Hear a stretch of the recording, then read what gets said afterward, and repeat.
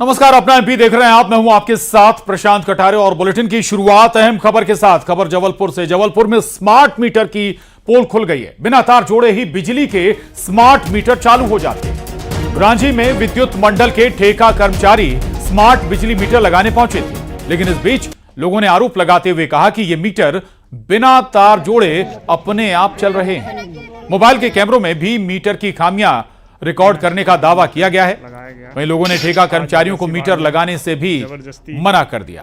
तो smart meter लगाने पहुंचे थे ठेका कर्मी बिजली विभाग के, लेकिन जो खामी आई वो वाकई हैरत में डालने वाली है। ये मीटर बगैर तार से जोड़े ही, यानी कि बगैर कनेक्शन किए ही मीटर चलने शुरू हो जाते हैं। यानी कि आपका जो बिल है, जो मीटर है, वो शुरू हो जाता है। तो ये अहम खबर जबलपुर से। स्मार्ट मीटर की आखिर कैसे पोल खुल रही है। न्यूज 18 संवाददाता पवन पटेल जबलपुर से हमारे साथ जुड़ गए हैं। पवन, क्या क्या खामियां आई जब लोगों के घर ये मीटर लगाने पहुंचे थे? दूसरा, इस पर क्या दलील दी जा रही है? और अब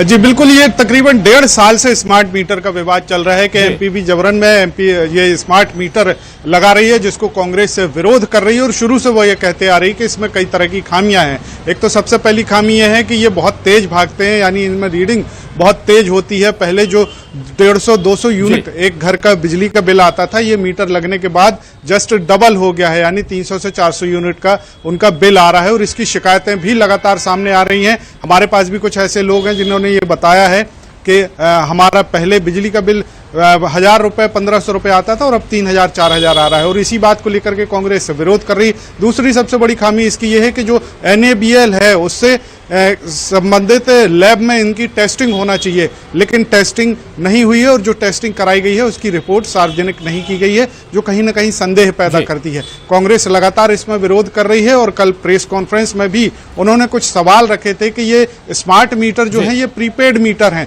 यानी इनमें चिप लगी हुई है। जिस तरह मोबाइल में सिम लगी होती है, उसी तरह इनमें चिप लगी हुई है। और एमपीबी झूठ बोल करके, स्मार्ट बोल करके इन मीटर्स को लगा रही है, यानी 30 दिन पूरे होते ही ऑटोमेटिक बिजली की जो सप्लाई है वो बंद हो जाएगी। और जब तक उपभोक्ता उसको रिचार्ज नहीं करेगा, यानी बिल जमा नहीं करेगा, तब तक उनकी बिजली चालू नहीं होगी। तो कहीं ना कहीं उपभोक्ताओं को परेशान करने वाली स्मार्ट मीटर पर अब सियासत भी जोर शोर से हो रही है। शुक्रिया पवन पूरी जानकारी के लिए। और अब खबर छतरपुर से। छतरपुर में नकली डीएपी खाद के कारोबार पर कलेक्टर का शिकंजा कस गया है। यूपी और एमपी के 6 नामजद और 6 अज्ञात खाद माफिया पर एफआईआर दर्ज कराई गई है।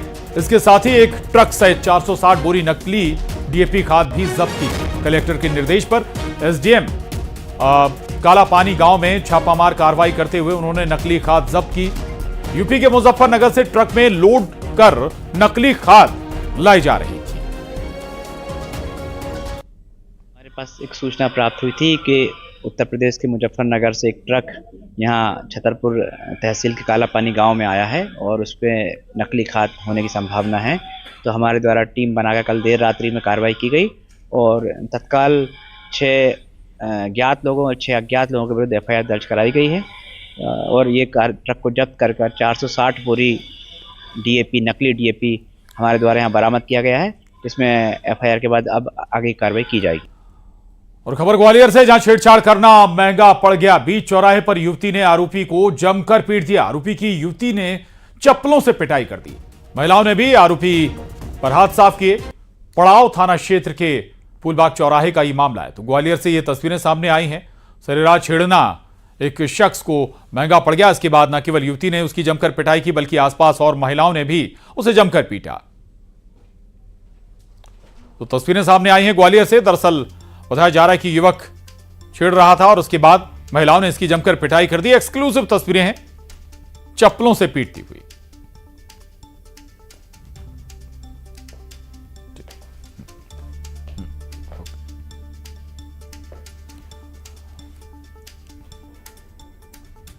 और अब खबर श्योपुर से, जहां छात्रों के 2 गुटों में विवाद हो गया। दोनों गुटों में जमकर लात घूसे भी चले। आपसी विवाद कहासुनी के बाद मारपीट हुई। सड़क पर आधे घंटे तक संग्राम छिड़ा रहा।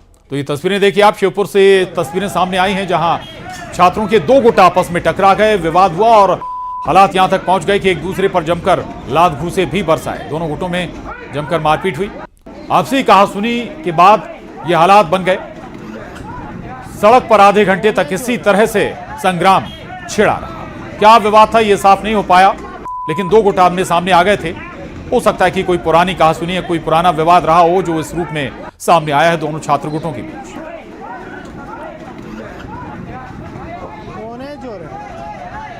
और अब खबर इंदौर से, जहां थाने में बदमाशों की क्लास लगाई गई। अपराध नहीं करने की शपथ भी इन्हें दिलाई गई। थाने में बदमाशों ने उठक बैठक की और कहा कि हम कसम खाते हैं अपराध नहीं करेंगे।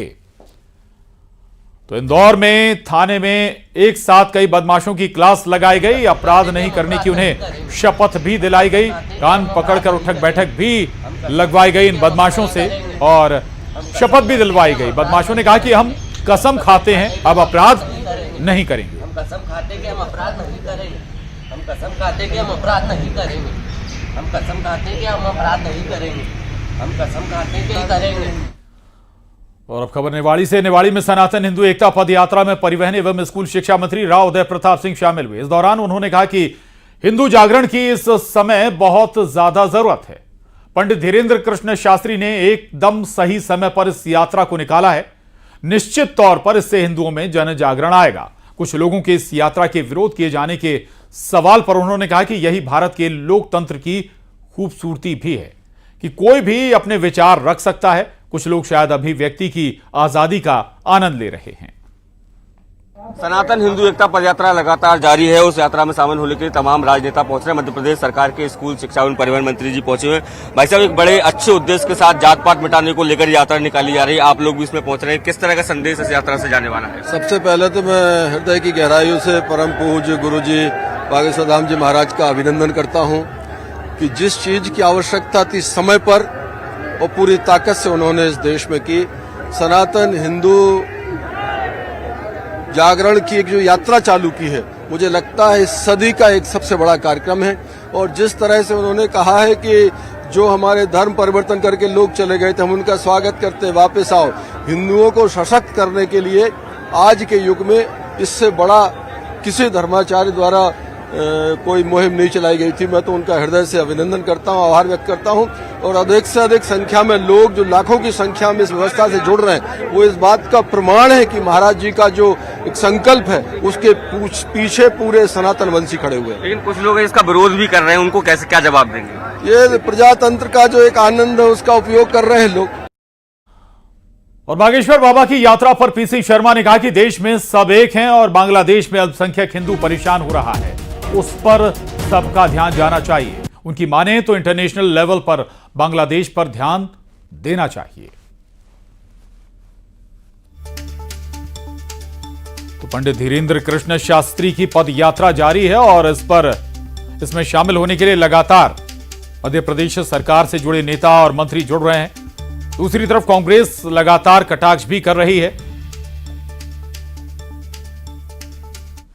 संत हैं, उनको प्रणाम करते हैं, लेकिन सब एक हैं। अगर चिंता करना है तो आज हमको मणिपुर की चिंता करना है, आज हमको चिंता करना है बांग्लादेश की। बांग्लादेश में हिंदू और अल्पसंख्यक समाज जो है लगातार त्रासदी वहाँ फेस कर रहा है। ये सब स्थिति है, ये सब काम होना चाहिए इंटरनेशनल लेवल पे। और न्यूज 18 संवाददाता वासु चौरे हमारे साथ जुड़ गए इस खबर पर।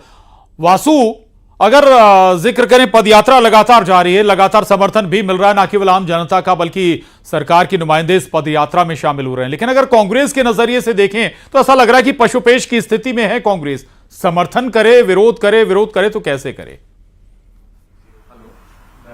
निश्चित तौर पर देखिए, बाबा बागेश्वर धाम के जो पीठेश्वर है धीरेन्द्र कृष्ण शास्त्री, उनकी जो यात्रा है वो इस वक्त न सिर्फ मध्य प्रदेश बल्कि पूरे देश में चर्चा का जो विषय है वो बनी हुई है। और लगातार चाहे मंत्री हो, नेता हो, वो इस पूरी यात्रा में शामिल हो रहे हैं। कांग्रेस के जयवर्धन सिंह भी पहुंचे थे।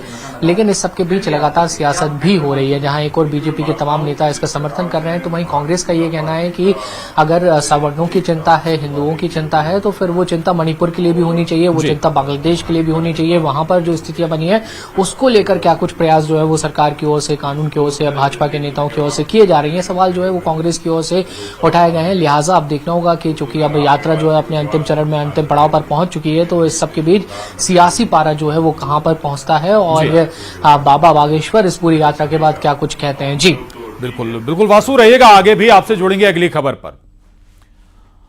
और अब अगली खबर का रुख करेंगे। खबर बीना से है। बीना विधायक निर्मला सप्रे और बीजेपी पर कांग्रेस के वरिष्ठ नेता पीसी शर्मा ने हमला बोला। पीसी शर्मा ने बीजेपी को खुला चैलेंज देते हुए कहा है कि अगर विधानसभा अध्यक्ष निर्मला का इस्तीफा ले लेते हैं और बीना में उपचुनाव हुआ तो बीजेपी का विजयपुर जैसा हाल होगा। उन्होंने कहा कि बीजेपी डर रही है और अब विधानसभा सत्र में निर्मला सप्रे को साथ में नहीं बैठाया जाएगा।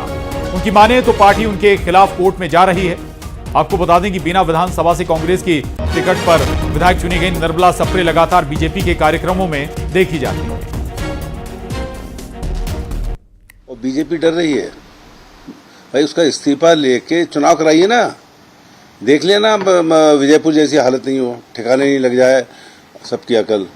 जो भागने की कोशिश करते हैं, दल बदलने की कोशिश करते हैं, ये चैलेंज है बीजेपी को कि इस्तीफा करा के चुनाव कराए बिना। बीना विधायक निर्मला सप्रे को लेकर मंत्री विश्वास सारंग ने कहा कि कांग्रेस बीना की जनता का अपमान कर रही है। कांग्रेस को जनप्रतिनिधि के लिए ऐसी बात नहीं करनी चाहिए। विधायकी कांग्रेस के हिसाब से नहीं चलती, विधायकी के नियम होते हैं। कांग्रेस तो बीना की जनता का ही असम्मान करना चाहती है। उनके जनप्रतिनिधि के खिलाफ इस तरह की बातें करना, ये बीना की जनता का अपमान है। मुझे लगता है कि हर एक विषय का एक नियम है। विधानसभा एक नियम से चलती है, विधायिकी एक नियम से चलती है। मुझे लगता है ये सब निर्णय होने दीजिए। कांग्रेस खिसियानी बिल्ली खंबा नोचे जैसी स्थिति में है। और इस खबर पर भी न्यूज 18 संवाददाता वासु चौरे हमारे साथ जुड़ गए हैं। वासु, इस पूरे मामले में दो पहलू नजर आते हैं। पहला तो यह कि विजयपुर में जीत के बाद कांग्रेस के हौसले बुलंद हैं, चैलेंज कर रही है कांग्रेस। दूसरा यह कि बीना को जिला बनाने की मांग थी निर्मला सप्रे की, वो पूरी अभी तक हो नहीं पाई, तो शायद निर्मला सप्रे भी अधर में हैं। बिल्कुल, देखिए जिस तरीके से बीना के चुनाव को लेकर या बीना की जो मौजूदा विधायक है उनका इस्तीफे को लेकर जो सस्पेंस बना हुआ है, उस पर अब कांग्रेस जो है वो पूरी तरह से मुखर हो चुकी है और कांग्रेस ने स्पष्ट कर दिया है कि इस पूरे मामले को लेकर अब वो कोर्ट जाएंगे। नेता प्रतिपक्ष उमंग सिंघार हमारे साथ हैं। सर, निर्मला सप्रे को लेकर अब क्या स्टैंड होने वाला है, क्योंकि लंबा समय हो गया है, कुछ अभी तक डिसीजन नहीं आया है। देखिए, भारतीय जनता पार्टी विजयपुर की हार से डरी हुई है, तो अभी मुझे नहीं लगता है कि उनको भारतीय जनता पार्टी लेगी निर्मला सप्रे को। लेकिन जो कांग्रेस का स्टैंड रहा है, पिछले 90 दिन के अंदर विधानसभा अध्यक्ष जी को विचार करना था, विचार नहीं कर पाए। हम हाईकोर्ट गए, हाईकोर्ट में हमने कल लगाया है, तो अब आने वाले दिन में हाईकोर्ट तय करेगा निर्मला सप्रे का भविष्य। सर, क्या लगता है बीजेपी क्या चुनाव नहीं कराना चाहती, उपचुनाव से बचना चाहती है, और क्या आप लोग तैयार हैं वहां पे चुनाव के लिए? स्वाभाविक है, जिस दिन से वो पार्टी विरोधी गतिविधियों में रही है पिछले 3-4 महीने से, तो हम लोग तो जब से तैयारी कर रहे हैं, तो हम तो तैयार हैं चुनाव के लिए। भारतीय जनता पार्टी भागे। विजयपुर से सर मोरल बूस्ट हो गया एकदम। स्वाभाविक है, पूरे प्रदेश के कार्यकर्ताओं का एक मनोबल बढ़ा है और 1 साल भारतीय जनता पार्टी का जो कार्यकाल रहा, जो उन्होंने वादे किए थे 3,000 रुपए महिलाओं को देने के, उन्होंने गेहूं खरीदी के, धान खरीदी के, इसको लेके भारतीय जनता पार्टी पूरे वादे नहीं कर पाई और जिसमें कि कर्ज लेके घी पी रही है भारतीय जनता पार्टी। मोहन यादव मौन है प्रदेश के लिए। तो मैं यही समझता हूं कि ये एक साल के अंदर भारतीय जनता पार्टी को इस विधानसभा क्षेत्र में अपने विकास का श्वेत पत्र लाना चाहिए। विकास का श्वेत पत्र विधानसभा में लाना चाहिए बीजेपी को। निर्मला सप्रे को लेकर स्टैंड क्लियर है कि अब कांग्रेस कोर्ट में पहुंच चुकी है। कांग्रेस के सभी नेताओं के चेहरों पर नजर भी आ रहा है। बहुत शुक्रिया आपका वासु पूरी बातचीत के लिए, धन्यवाद। और खबर मुरैना से। मुरैना के रिठौरा थाना प्रभारी को पुलिस अधीक्षक ने निलंबित कर दिया। दरअसल थाना प्रभारी जितेंद्र दोहरे एक मॉल में शॉपिंग करने के लिए गए थे, लेकिन तभी उनका सामान मॉल में पुलिस अधीक्षक से हुआ। जब पुलिस अधीक्षक ने पूछा कि किसे बताकर आए हो, मुख्यालय को किसके हवाले छोड़कर आए हो, अपने इलाके से बाहर किसे बताकर आए, जिस पर थाना प्रभारी के पास कोई जवाब नहीं था। वहीं लापरवाही और अनुशासनहीनता के चलते थाना प्रभारी को पुलिस अधीक्षक ने निलंबित कर दिया है।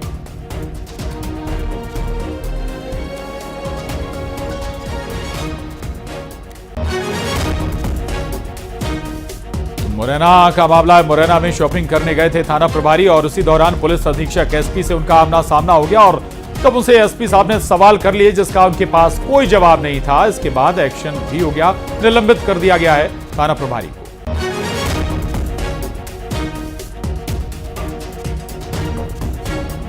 और खबर मुरैना से है, जहां बोरवेल के बगल में बने गड्ढे में कल देर शाम गिरे डॉगी के बच्चे को बचाने की मुहिम जारी है। पुलिस लाइन में क्वार्टर में बने बोरवेल के बगल में पानी के चलते गड्ढा बना और उसी में डॉगी का बच्चा गिर गया। सूचना मिलने के बाद गौ सेवक और एसडीआरएफ की टीम रेस्क्यू में जुटी। अब तक 15 फीट तक गड्ढा बनाया जा चुका है और उम्मीद है कि 25 से 30 फीट और गहरा गड्ढा बनाने के बाद डॉगी के बच्चे तक पहुंचा जा सकता है। बोरवेल 300 फीट गहरा है। ये तस्वीरें डॉगी के बच्चे को बचाने की मुहिम की हैं और प्रयास जारी हैं। दरअसल बोरवेल में एक डॉगी का बच्चा गिर गया था और उसके बाद गौरक्षक दल वहां पहुंचा, रेस्क्यू टीम पहुंची। प्रशासन की कोशिशें की जा रही हैं। पैरेलल एक गड्ढा तैयार किया जा रहा है। हालांकि गड्ढा काफी गहरा है, लेकिन कहा जा रहा है कि जल्द ही डॉगी के बच्चे तक पहुंचा जा सकेगा।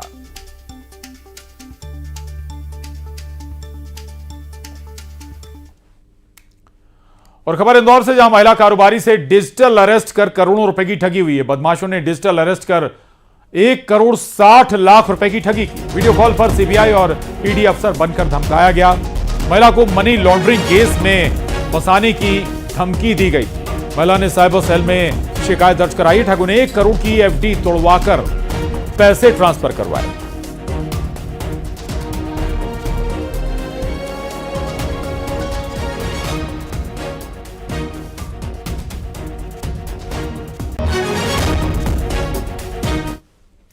और अब खबर हरदा से। हरदा में समर्थन मूल्य पर सोयाबीन खरीदी किसानों के लिए परेशानी का सबब बन गई। खरीदी केंद्र पर किसान सोयाबीन बेचने के लिए 7 दिनों तक का इंतजार कर रहे हैं और इसके बाद भी उनका नंबर नहीं आ पा रहा। किसानों की माने तो खरीदी केंद्र पर तौल कांटे कम होने के चलते समस्या आ रही है। रूपी परिटिया सहकारी समिति केंद्र पर किसानों की भारी भीड़ है और जिले में अभी तक समर्थन मूल्य पर 1,840 किसानों ने 5,444 मीट्रिक टन सोयाबीन बेची है। सोसाइटी अपने ये वेयर हाउस का जो प्रांगण है, इसमें मात्र 3 गेट खोले गए हैं। उसमें 3 कांटे चल रहे हैं। कलेक्टर महोदय से मेरा निवेदन है कि कम से कम 6 गेट खोले और 6 कांटे चलें। किसान बहुत मुसीबत में हैं। 400 रुपये पर डे का एक व्यक्ति हमारा है। आज 6 दिन 7 दिन हो गए हमको। न यहाँ पानी की कोई व्यवस्था है और न कोई सुविधा हम लोगों के लिए। ये किसान क्या ऐसी आफत भोगेगा क्या? अभी ऐसी कोई शिकायत तो नहीं प्राप्त हुई है। कहीं कहीं पे किसानों की भीड़ लग रही है, तो वहाँ पे उसके सेकंड ऑप्शन के रूप में एक वेयर हाउस स्थापित करने की मांग आई है। तो हम अभी जल्द से जल्द वहाँ पे एक वेयर हाउस और स्थापित कर देंगे, जिससे किसानों की भीड़ कम हो जाएगी। पेमेंट इस सप्ताह से चालू हो जाएंगे। अभी आज या कल से पेमेंट के वाउचर जारी हो गए हैं, तो जल्दी से पेमेंट भी जारी हो जाएगी। खबर बुरहानपुर से। बुरहानपुर में स्कूल के निर्माण में बच्चे काम कर रहे हैं। स्कूल में प्याऊ और शौचालय का काम हो रहा है, निर्माण किया जा रहा है। आसपास के लोगों ने वीडियो बनाकर इसकी शिकायत की है। स्कूल प्रबंधन का कहना है कि मर्जी से काम कर रहे हैं बच्चे। शासकीय उर्दू माध्यमिक स्कूल में यह काम कराया जा रहा है बच्चों से। जिला शिक्षा अधिकारी ने कार्रवाई करने की बात बिल्कुल हम मालिक करो। तो दरअसल स्कूल में निर्माण कार्य चल रहा है और इसमें कई बच्चे, स्कूल के जो बच्चे हैं वो काम करते हुए नजर आए। स्थानीय लोगों ने इसकी फोटो बना ली या कहीं तस्वीरें कैद कर ली, मोबाइल में वीडियो बना लिया और अब इसके बाद शिकायत भी की गई है। बच्चों से ठेकेदार के थ्रू काम करवा रहे थे, उनसे ईंटें और मलबे उठवा रहे थे, जिसका हमने आने के बाद में विरोध किया। हमारे लोगों ने उनसे बात की तो बालके सर का कहना ये था कि ये बच्चे हमाली करने के लिए बने हैं और ये हमाली ही करेंगे। नहीं, ऐसा कोई काम नहीं कर रहे थे। वो तो सड़क छूटी है, सड़क पर फैल गए थे, उनको उठाकर बाजू में रखे बच्चे रख रहे। तो वो 2-4 जो नए सड़क पे आ रहे थे वो रख दिए उन्होंने। ऐसा बता रहे 2-3 दिन से नहीं, वो है कितना तो 2-3 दिन चलेगा। स्कूल के अंतर्गत बच्चों से इस प्रकार का कार्य नहीं कराया जाना चाहिए। इसमें यदि संबंधित स्वच्छता प्रधान की कोई कमी बेसी परिलक्षित होती है तो उनको शोकास नोटिस दिए जाते हुए और यदि आवश्यक हुआ तो उनके ऊपर कार्रवाई भी की जाएगी। और अब देखिए टॉप 20।